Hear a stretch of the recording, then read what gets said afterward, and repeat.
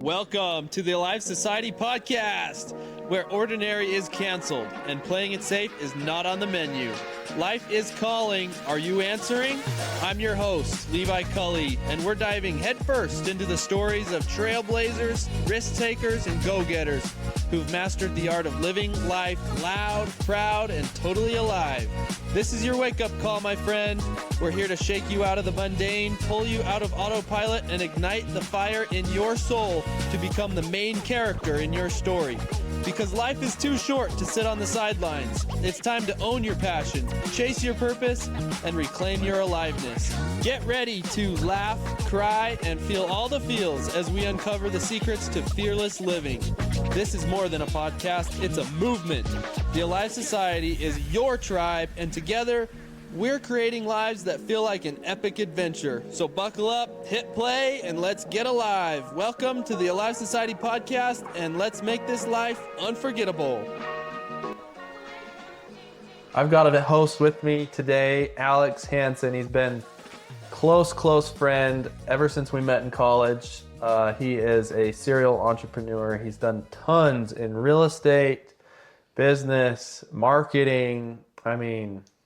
For all you business nerds out there, he's the guy you need to know. I've got a bad case of the business nerds. I'll let you introduce yourself, though, Alex. Go ahead and tell us about yourself. My name is Alex Hansen. Levi did a really good job of introducing me, but I love business. I'm just a business junkie. And so anything to do with business, marketing, sales, even private equity stuff, I really am interested in. And I love spending my free time researching that and improving my understanding of business. And so I do run my own business where we provide marketing services. And so in the digital marketing realm, that's kind of my expertise, but I love all things business. And then I think part of my passion for that is when you start and run and own your own business, it is kind of a mirror of what's going on inside of your head, inside of your unconscious mind. If your business sucks, your life probably sucks. If your business is doing really well, not only financially, but in every aspect, then your unconscious mind is probably also doing pretty well. Because it's like being a business owner and being a parent. Those are two opportunities for you to see kind of this mirror within your life. So if you can watch your kids grow and develop, they are kind of a reflection of who you are as a person to a certain degree because they are so exposed to you. Same thing goes for your business. So I think that's why I also love the aspect of just self-development, mental programming, and all of that, because it all ties together with business and just being alive, a member of the Alive Society. I love that. Actually, so this is monumental because one of the reasons why this topic, the whole idea of the Alive Society, becoming alive, not asleep or a zombie in your life, was because Alex has talked about, to me in the past, this ideology behind not being an NPC. And I was like, I don't even know what that means. And it's a non-playable character in a video game or background character, basically, like in a movie. And Alex has always preached that. And so I'm like, I'm here with the king. I am the learner here. I don't know about that. There's a really good book that talks about this concept of the hero's journey. And the hero's journey is something that's prevalent in every area of life. Specifically, if you look at the most popular movies, like The Lord of the Rings, Harry Potter, Star Wars, they all follow this hero's journey. And it's technically, with the book, I'm forgetting the author's name right now, but it's called Hero with a Thousand Faces. And it's this journey that all types of heroes progress through. And there are 16 steps, but it can be summarized down into just a couple of steps, which is the call to action, right? Which you hear a lot, which is like this call of the hero to leave the comfort of their own home. And then it goes to this big ordeal, right? This big battle, right? And then it goes to the return back to a little bit more normalcy. And so if you look at, Lord of the Rings, you've got Frodo leaves the Shire for the first time ever. He faces all these trials and tribulations. And then at the end, he kind of returns. And the idea of the return is that with that return comes this special elixir or special solution that they come up with, because they're not the same person as they were before they left. And so it's this cycle where if you see it in movies, and the thing I love about the hero's journey is it's not only like in our life, because I could look at situations where I've left the comfort of things I'm familiar with and I've gone out and I faced big things and I've come back. But I also like to look at it kind of in the micro lens where every single day I leave the comfort of my bed. I face a bunch of crazy challenges during the day, whether it's running my business or at work or in my relationship. And then I return at the end of the day. And what is the elixir I've collected? What's that magic lesson as I return to my bed back, to that place I started the day? And so it's a daily cycle as well, which is like, if you're an NPC, you're never leaving what's comfortable, you're never discovering what's unfamiliar, and you're never earning the elixir. So that is so cool. And so you've studied self-development. Give me kind of an example of what you can do in self-development and with yourself to keep yourself out of the comfortable homeostasis state. It's a really good question. I think one very easy way to do it is to, and this is a practice I've been going through lately, so I'm kind of speaking from experience, and this is a learning I've had, is the more you can detach yourself from unnecessary identities, the more you step away from that NPC character. Because NPCs, they've got all these labels attached. They're, oh, I'm a XYZ sports fan. I'm a this race, this, gender, this religion, this fandom, this, kind of community member, or, all these things. And then I start making decisions, not because of who I am, but because of what that trait is of, okay, like me personally, I'm a business junkie. And sometimes it's very easy and natural for me to make a decision of, oh, what would a business junkie do? Or, oh, what would this, Grant Cardone or this famous entrepreneur, what would he do in this situation? Instead of thinking, like, what do I actually want to do in this situation? So it's really easy to like tie yourself to these labels, and then you start making decisions based on the label instead of based on you. And so even though like I'm a member of a church and I believe that faith is a really important element in my life, but do I make decisions based on that label of Christian or member of a church, or do I make that label of what do I feel like is true, and how does that apply to how I feel? And is there a discrepancy between where I believe I should be in that business identity, in that religious identity, in that personal development identity? And should I fix the discrepancy, or is it okay if I kind of stick to like my own unique sense? Does that make sense? Yeah. There's John C. Maxwell talks about getting out of the people pile by sticking to what you are, what makes you special. Yeah. So if Alex Hansen was entering a room of people and you were trying to be just like them, you would be in a so-called people pile. Yeah. But like you said, if you're going to stick to what's authentic to you, be as much Alex Hansen as you possibly can, that alone gets you out of the people pile and sets you apart and above of everyone in the room. Because, I mean, to me, the real way to get ahead in life and to set yourself apart is just be more you. Yeah. Because you'll just stand out.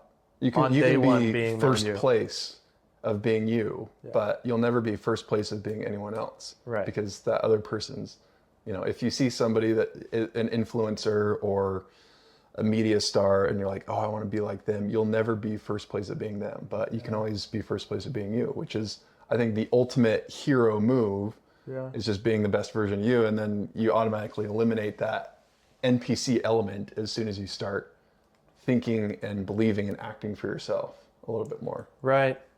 So when you think of people that have done what you've said and kind of taken their life by the reins and woken up every day and just been them and stepped out of comfort, who comes to mind?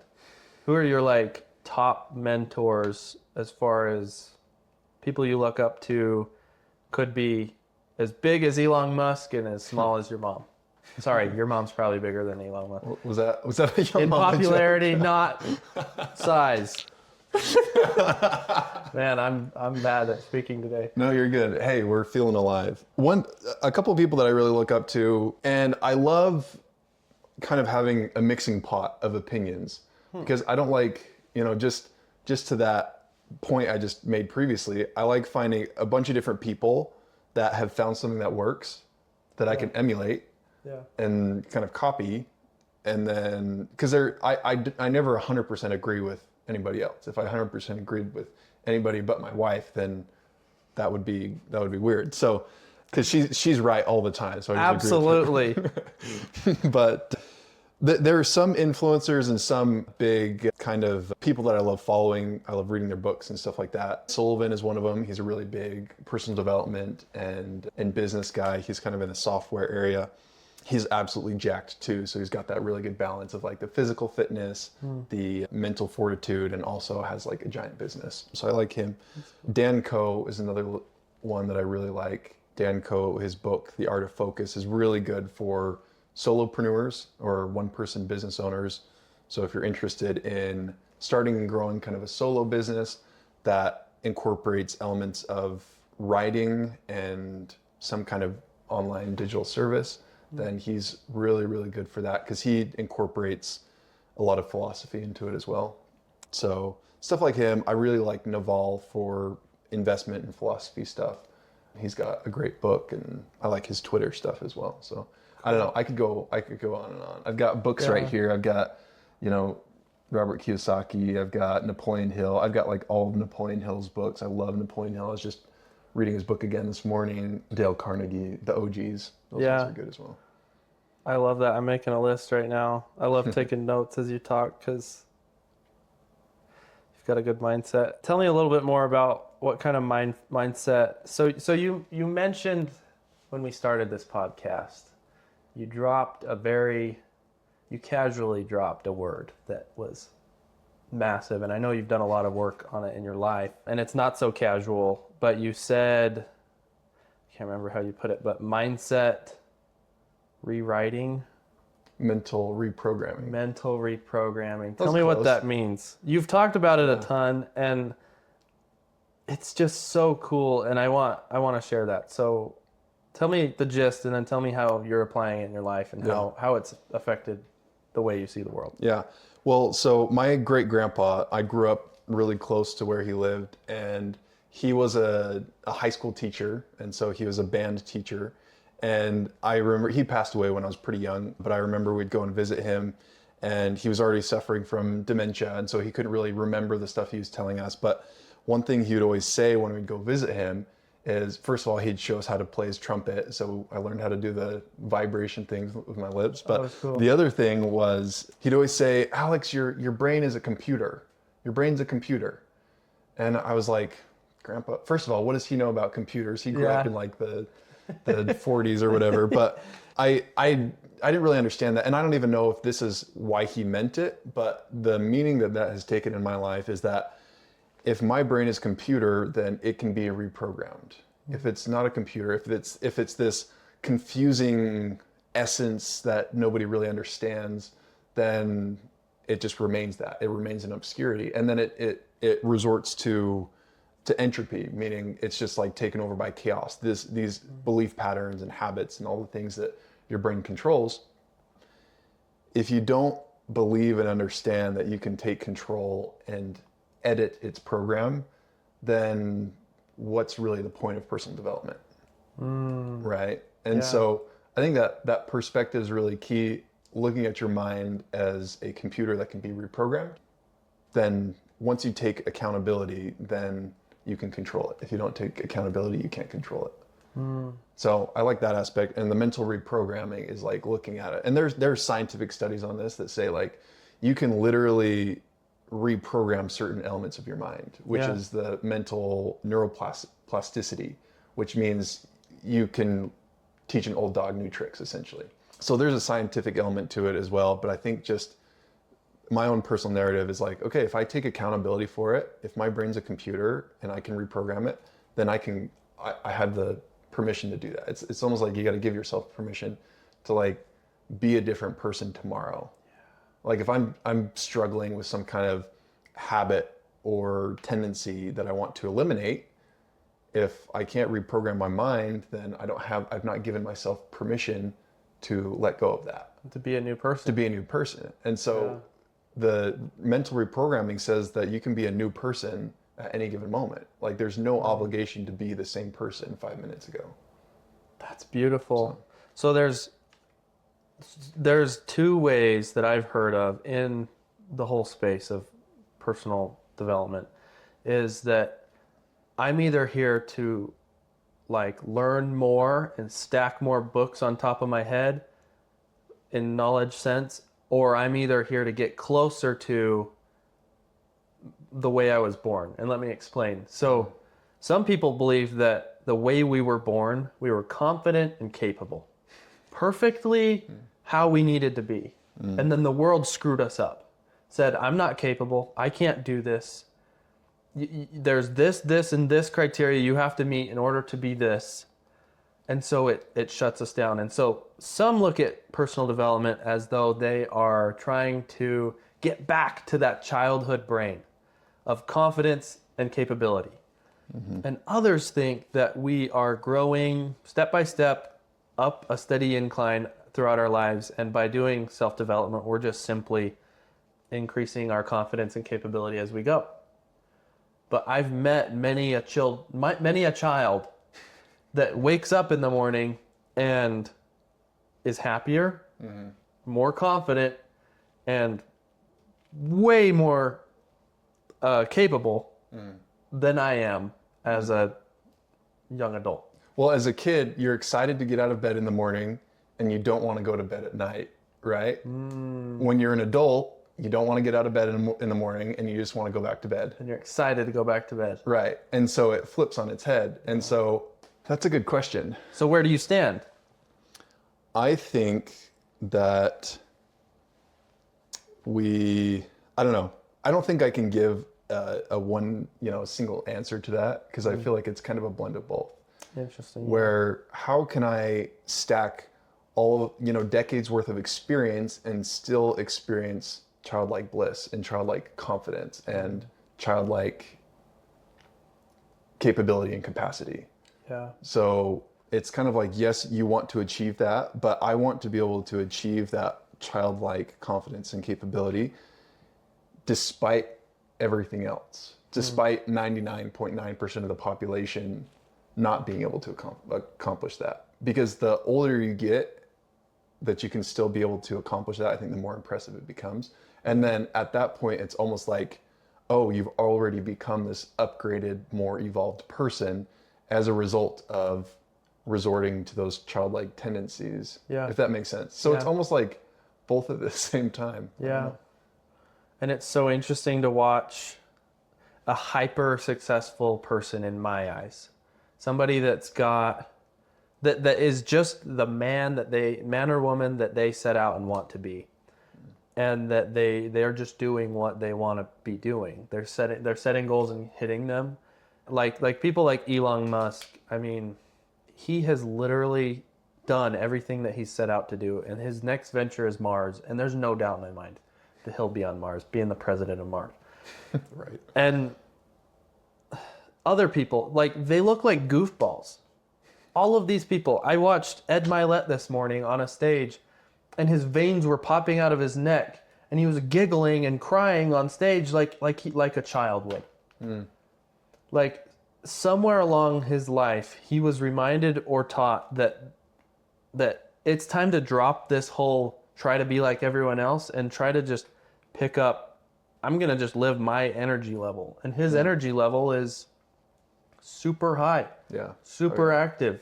And I feel that. I feel that a lot. Yeah.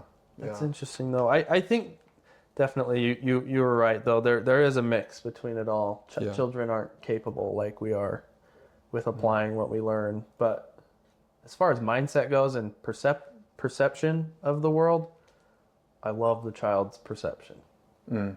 How everything is doable. Yeah. And why not is their first question. Yeah. And the only fear is, I think there was some study about the only fear that we are born with is the fear of falling. Everything else is developed. Interesting. So you're only Interesting. born, you're not even born with the fear of the dark, Yeah. which, fear of public speaking, fear of failure, fear of loss are all developed. And if you break down fear, what even really is it? It's picturing you failing in your head. It's picturing the worst case scenario. Yeah. Which, how many times in our lives has the worst case scenario even remotely closely even happened? Like Fraction of a percent. 0. Yeah. So how we've you and I have studied this a little bit at the Pivot Point by Tony Child.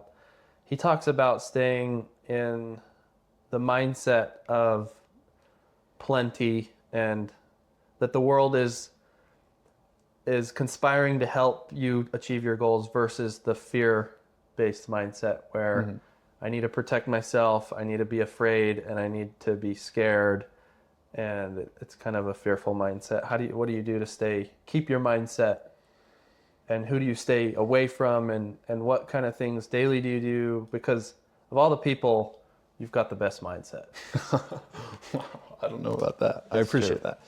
For me, I was just reflecting about this. Something I like doing is just spending time in what I call non-time, which is like the opposite of time, which is, some people call it meditating or just pondering, but non-time is like almost this, just meditating, just thinking. Sometimes I'm writing down, sometimes I'm just listening to some, lyricless music. Sometimes I'm on a walk, sometimes I'm sitting still. But I was kind of doing that last week and came to this conclusion that there's a huge benefit of beginning with the end in mind.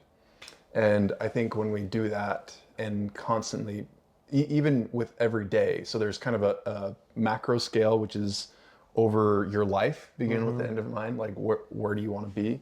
But in each day, where do you want to be at the end of the day? Do you want to be 1% better, 1% worse? Do you want to be the same as you were yesterday? But then once you establish that end that you do have, you've got to decide if you're willing to do what it takes to get it. And sometimes leveling up your mindset, you've got to, I guess there are kind of two elements. First element would be gratitude. I'm very grateful for gratitude, especially because I just put out a piece of content about this. I turned 25 last week, and Happy birthday. thank you. I was kind of upset about it, and I feel kind of guilty for being upset in the first place. But I think part of the problem that I was facing in that moment was there were so many things I wanted to accomplish. I wanted to hike to this mountain by my birthday, metaphorically hike to the peak of this mountain by my birthday, and I didn't make it to the peak by my birthday. But I didn't spend a single moment looking back to see how much ground I covered. And so doing that since my birthday, I had, some really good people that helped remind me of that. So I think surrounding yourself with other people really helps you achieve that. Yeah. But being grateful is huge, and I've learned that lesson in a big way recently. But then I also think just having the willingness to do what's required always keeps your mindset. Like, you're never going to be happy, you're never going to be in the abundance mindset if you're not willing to do what's required. You're always going to be anxious, you're always going to feel like you're missing out, you're always going to want to, do something else or follow the next fad or buy the next course, because it's like, it's always this next thing. But if you're just willing to do what it took, it probably wouldn't take that long. Right. I love that. Starting with gratitude and being really puts me in a mindset of I've been blessed. I'm alive. I have 2 legs. I can speak and talk and write and run. And moving to being willing to do whatever it takes. Yeah. I mean, very few people who, let's call them NPCs or background characters in their own lives, those people or people experiencing that in their life, they aren't willing to do what's required. They're seeking the easiest path rather than just taking the path that they set out for in the first place. Yep. And isn't that so hard though? Like here I am being a hypocrite because every day I pick the easiest path. I'll be driving to work, and if Siri says I can save 30 seconds by taking a different path, I will. Right. And I'll do that metaphorically in every facet of my life. Sometimes it just takes an intentional decision to take the harder path, Yeah. the harder right path. Well, and at the same time, that's another kind of dichotomy, because I think the harder path, if you endure it properly, will pay off better than the easy path. But part of our goal in life is to achieve more easily and effortlessly. Because I can tie my level of one of my personal success metrics is how great my output can be with as little amount input as possible. Yeah. And in another way, that's easy and effortless. Like, I would love to have a business that runs itself easily and effortlessly. Yeah. And I strive for that. And there are probably going to be difficulties that I pass along the way to get there. And there are going to be things in my personal life, in my relationships, in my physical life, and in my business that are going to be challenges that I have to overcome. But I think sometimes we get addicted to, and I'm guilty of this. This is why I'm speaking from experience. Sometimes we get addicted to doing that hard thing. It's like, oh, it's character building. I'm okay with doing this because it's gonna be good in the end. Like, it's a good lesson learned. But I've gotten stuck in that where it's almost like a hamster wheel of hard things, because it's like, oh, I'm okay doing the hard thing because it's building my character. Yeah, it's making me a better person. But which those things likely are true, but I'm not getting anywhere in life. I'm just going through hard thing after hard thing after hard thing, never progressing. So it's like spinning tires in the mud. If you're going to do the hard thing, at least make sure it's propelling you forward. Where, I've been, and I've spent a lot of time in my life just spinning the wheels, doing hard things. And so it just goes back to that, begin with the end in mind, be willing to do what is required, whether the thing that's required is easy or hard or somewhere in between. Yeah. And this is something that I preach on this show all the time, is do one hard thing every day to prove to yourself and your subconscious that you're worth it, and that your future self is more important than your right now self, or else we'd all be eating cheeseburgers every single meal and getting fat and lonely and clumsy. But I love that. Like, that can be pushed way too far. The mindset is choosing your future self over your right now self. So by putting on by putting on a ruck vest and packing it with 75 pounds and going and running 11 miles, that's hard, right? But you're doing your future self no favors. Like, the body doesn't benefit from that. You might build a tiny bit of muscle, but the damage done to your joints with no training is going to be way worse than the benefit ever could be. And if somebody were doing that to show self-love and I'm doing this that because it's hard, it's just the wrong mindset. Anything done out of shame versus out of love will create more negative benefits than positive. I like that. So, like, moving forward, like, I've been looking at training for a Spartan race. That's like a 2025 goal. And that was very intentional. I do this all the time, where I'll sign up for the hardest race. If I'm going to do an Ironman, I'll sign up for the hardest one, the full length one. Or if I'm going to do a marathon or a run, I'm not going to do a 5K. I'm going to do the full marathon.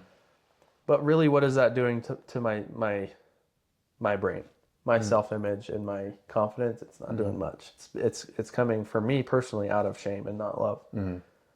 That's an interesting topic that you say. I think there are a lot of variables that go into it, but I think it begs a question, just like what you're saying. What's your intention? Like, why do you feel like you have to do the hardest one?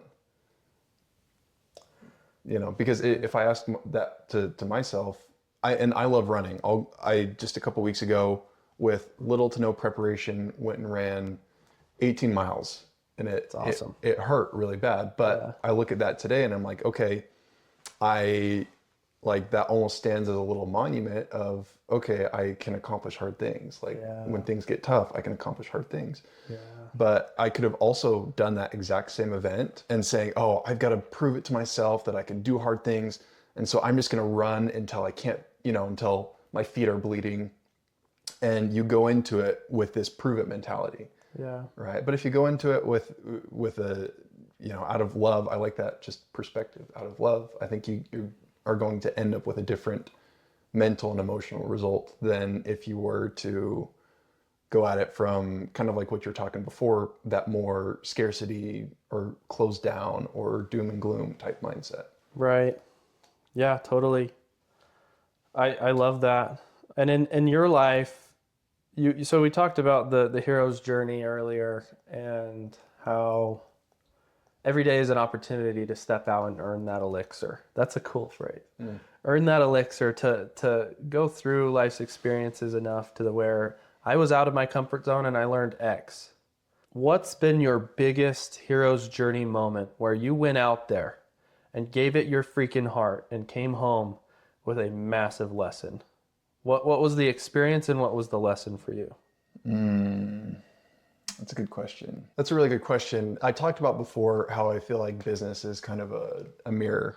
And I think that I've had some business ventures where when I've engaged with that, I've gone in and with an extremely curious perspective. Every opportunity I had, I've got a notebook out and I'm asking questions. I'm writing down questions. And then on my own time, I'm spending the rest of my time going and Googling and reading books and listening to podcasts so I can answer those questions. Yeah. And so I think some of the most rewarding times are the ones that are the most intentional and the most, maybe curious is a good word, but I think going into stuff with curiosity, I'm sure I could come up with at least a dozen examples where I feel like I've come out with something big, but just having the humility to know that you don't have it all figured out and to write these questions down. So like when next time you're in class or at work and you hear something or a concept or you even think of something, like sometimes your unconscious mind will just bring stuff to your conscious mind and you're like, oh, I wonder how that works. It could be completely irrelevant to everything else, but just write that down, get in the habit of doing that and then go and answer it later on, or maybe you do it once a week, you go answer all the questions. But I honestly get a lot out of that. That's so cool. Moving into every room or situation or event with curiosity and self-assuredness that I'm okay if I can ask questions. Yeah. I think as men especially, we get into that mindset where it's like, if I ask a question, I'm going to look dumb and I have to be perfect and I have to be on top. That's totally my personality. So that's a great reminder. I've got a whole page of notes. I've learned so much. This has been an amazing conversation and episode. I want to give you one last opportunity and chance just for the listeners to drop your dime of wisdom. If there's a one-liner or a book or one last thing that you want to mention that stands most important to you, I'd love to hear it, to leave us this episode. There are a lot of these maxims or one-liners that I live by, but I think that, how do I pick one? I'll just pick one that just resonates with me a lot right now, and I think that's my definition of humility. And humility isn't, because I've misconstrued that definition or misinterpreted the definition of humility in the past, and all it is just being willing to do what is required to get what you want. And so if you've got the right desire and the right belief and you can combine that with humility, you're unstoppable, because that means you've got the right mindset, you've got the right direction, and you've got execution. And so that's it. There it is, folks. There it is, folks. That's awesome. I love that. So quick recap, you are a reflection of your business. If you see things going on in your business, it is a reflection of you. So work on you, your business will increase. Some books that we want to put out there is Hero with 1,000 Faces, The Art of Focus, Rich Dad, Poor Dad, anything by Napoleon Hill or Dale Carnegie. mental reprogramming. Remember that your brain is reprogrammable with the help of coaches, books, or just focusing on doing it yourself through the non-time, like writing and meditating. You can get back to that state that we're all born into, with a curiosity mindset of being focused on learning. Alex talked about leave discomfort daily, detach from your labels. Don't be the accountant, be you.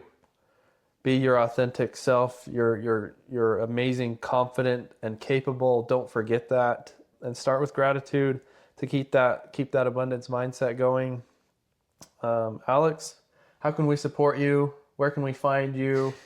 Where are you at? What's your company called? And what put your plug in here for us. Oh, my plug. Well, I would say I'm on Instagram and Twitter or X at Alex Hansen, but it's HVNSEN because Alex Hansen was already taken. And that's on both platforms. So cool. Awesome. And your company? My company's Funnels for Founders. We do email lead generation, outbound email lead generation. And then I do a little bit of B2B sales as well. So awesome. So if you've loved today's episode, reach out to Alex or I, and we would love to talk to you more about this stuff. Alex is arms open, accepting all networking opportunities, and so am I. Until next time, stay alive. stay alive.